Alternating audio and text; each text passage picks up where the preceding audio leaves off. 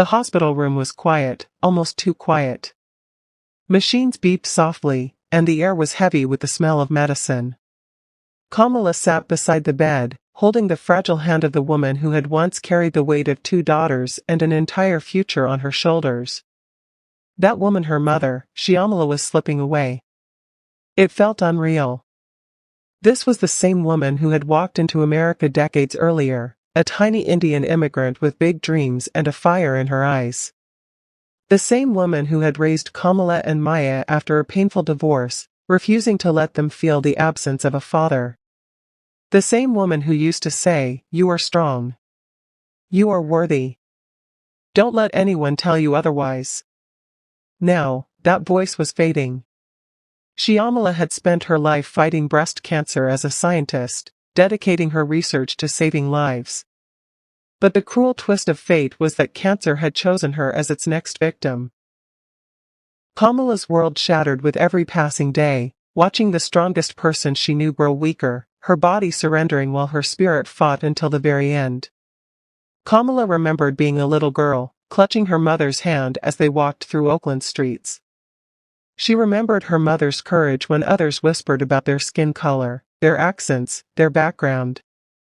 Shyamala never bowed down. She would straighten Kamala's shoulders and say, "You belong anywhere you choose to stand." But here, in this hospital, Kamala felt powerless. Politics, campaigns, titles, none of it mattered. She was not a senator, not a future leader, not a public figure. She was just a daughter, watching the light of her life fade away. The last words Shyamala gave her were not of fear, but of strength. "Don't be afraid, Kamala. Even when you are afraid, act brave. The world needs that from you." And then, silence. The silence that broke Kamala's heart forever.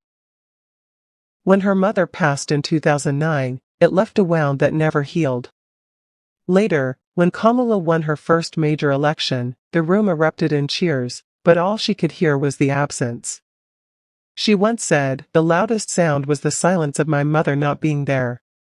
Every milestone after that, standing in the Senate, taking the oath as vice president, was marked by pride and power on the outside, but inside, it was carried with tears no one could see. Each victory was bittersweet, because the person she most wanted to share it with was gone. Yet, Shyamala was never truly gone.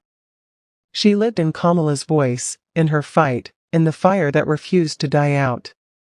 Every time Kamala stood before a crowd, she carried her mother's spirit like armor. Every time she faced criticism or hate, she remembered her mother's lessons: be brave, even when you are afraid.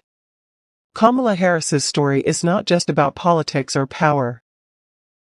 It is about a daughter who turned grief into strength, who carried the love of her mother into the highest office of the land. Whose inspiring story of politician would you like to hear next? Tell us in the comments below.